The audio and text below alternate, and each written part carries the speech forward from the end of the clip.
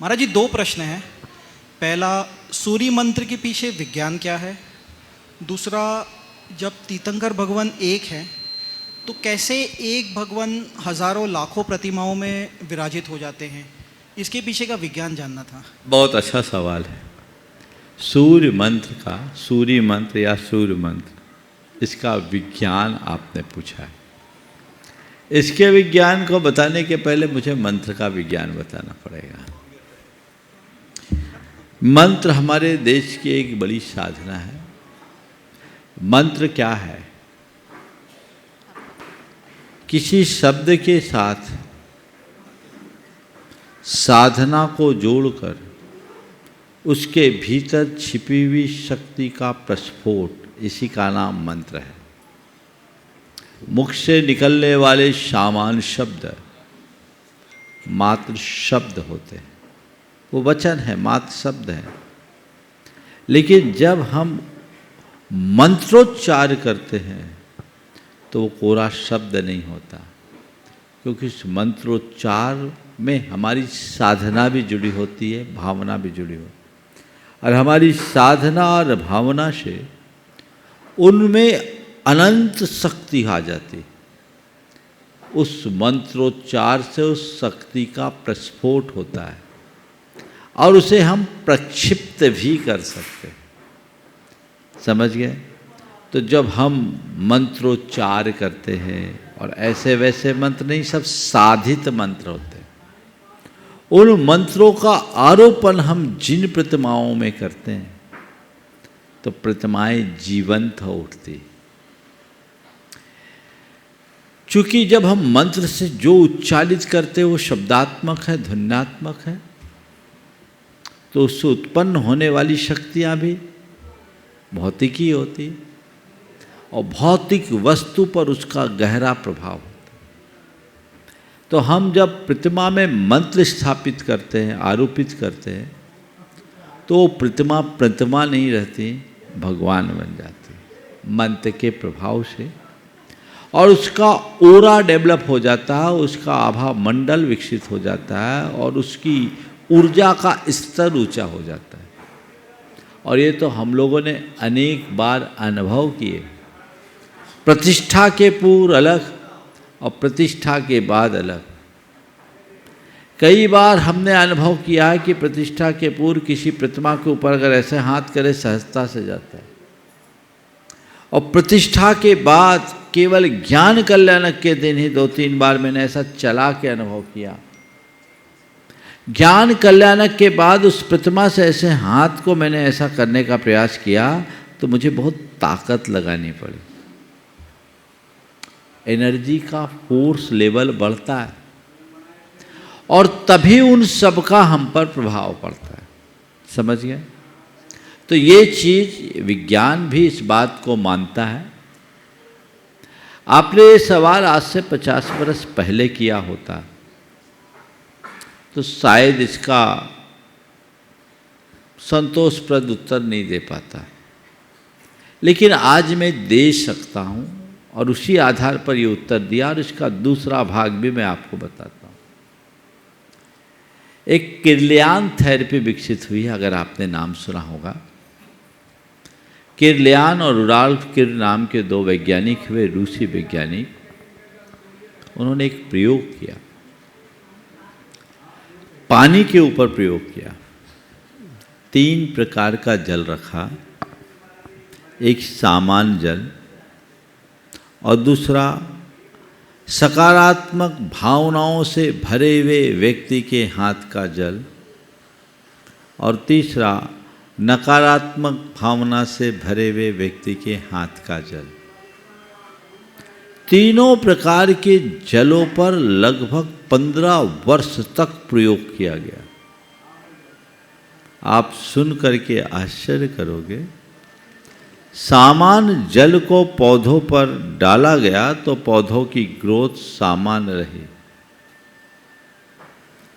सकारात्मक भावना से भरे हुए व्यक्ति के हाथ के जल को जब पौधों पर डाला गया तो पौधों की वृद्धि दर 200% बढ़ गई।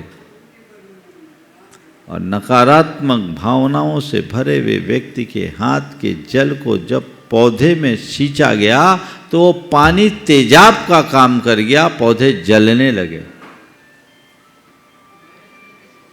एक लंबे अंतराल के बाद ये निष्कर्ष निकला। पानी में देखो तो chemically there is no changes, फिर भी अंतर। ये किसका है? गुणात्मक अंतर। ये गुणात्मक प्रभाव क्यों आया? भावनाओं से, शब्दों के तरंगों का प्रभाव पड़ता है, मंत्रोच्चार का प्रभाव पड़ता है। इसलिए मंत्र उच्चारण करते ही चीजें बदल जाती। कई बार कई व्यक्तियों के साथ होता है, देखते हैं उसकी हालत खराब है और कुछ नहीं, केवल आप लोगों ने भी अनुभव किया, नमोकार मंत्र बोल दो उसको, वो व्यक्ति स्वस्थ हो जाता है। होता है। मैं किसी अंधविश्वास को प्रोत्साहित नहीं करता, पर मैं ये कहता हूं कि मंत्र आराधन को अंधविश्वास कहना उचित बात नहीं है। मंत्र की अपनी शक्ति है, उसका अपना विज्ञान है। कदाचित हम उसे न समझ पाए, ये बात अलग है, पर उसकी शक्ति को नकारा नहीं जा सकता।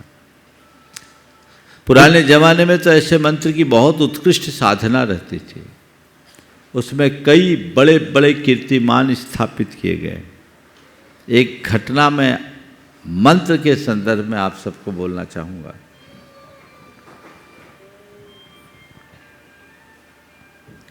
औरंगजेब के, थोड़ा देखो, औरंगजेब के काल का ये प्रसंग है। औरंगजेब या कोई और मुगल बादशाह था। दिल्ली में उनके सामने जैन मुनियों की महिमा बताई गई।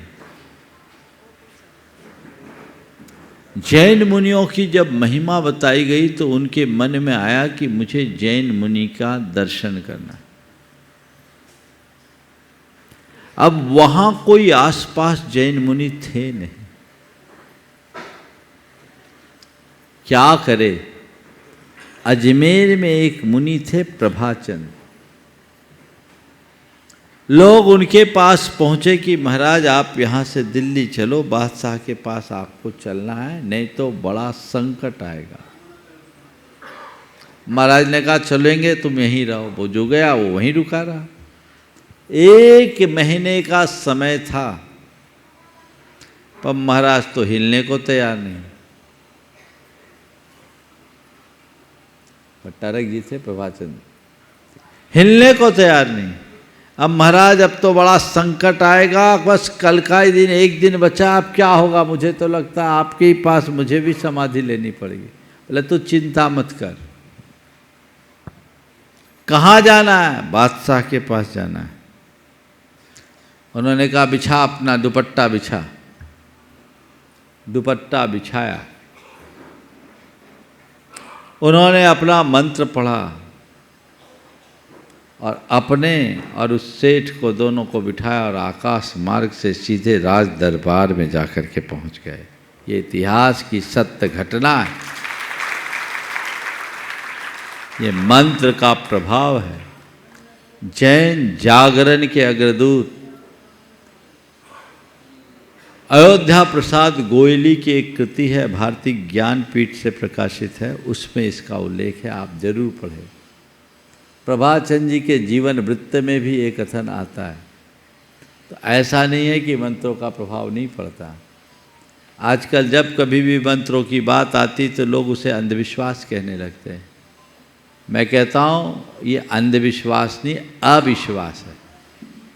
मंत्र अपने आप में काम नहीं करता, तुम्हारे मंत्र के साथ जुड़ा हुआ विश्वास काम करता है। समझ गए?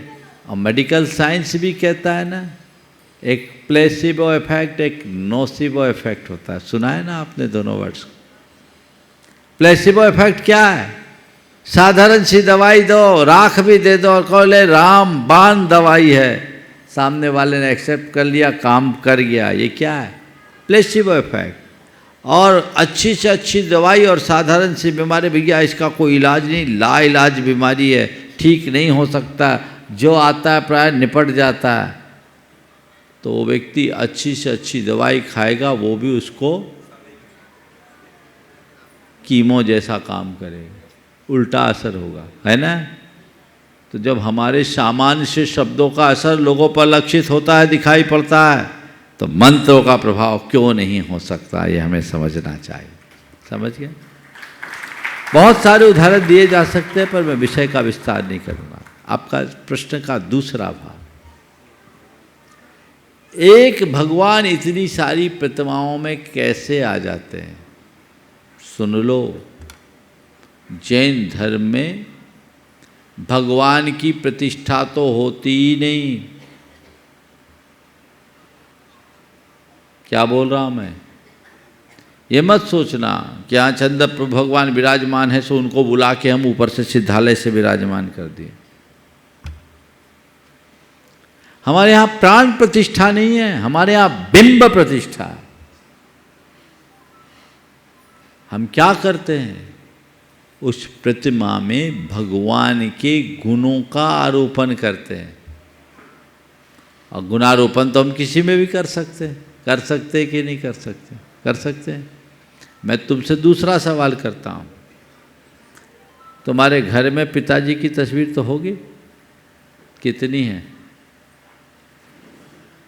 बोलो, माइक पे बोलो। कुछ तस्वीरें हैं, मतलब 10-20 तो है। आराम से। एक ही व्यक्ति की तस्वीर 10 जगह कैसे हो गई? और हर तस्वीर में तुम्हें अपने पिताजी दिखते हैं कि एक आदमी ही दिखते हैं? सब में दिखते हैं। बात समझ में आ गई? 1000 तस्वीर होगी तो पिताजी दिखेंगे कि कोई और दिख जाएगा? पिताजी ही दिखेंगे। हाँ, पिताजी ही दिखेंगे। 1,00,000 तस्वीर होंगे तो क्या दिखेंगे? पिताजी ही दिखेंगे। और अगर और ज़्यादा तस्वीर होंगे तो क्या दिखेंगे? पिताजी ही दिखेंगे। तो ऐसे ही चाहे जितने भगवान हैं, वो भगवान की प्रतिकृति में हमें भगवान ही दिखेंगे। इसमें क्या बात है? भगवान एक हैं, पर हम उनका आरोपण तो अनेक में कर सकते हैं ना। ये सारा खेल हमारी श्रद्धा और भावना का है। समझ गए? उसे उसी संदर्भ में देखना चाहिए। ठीक है। नमोस्तु।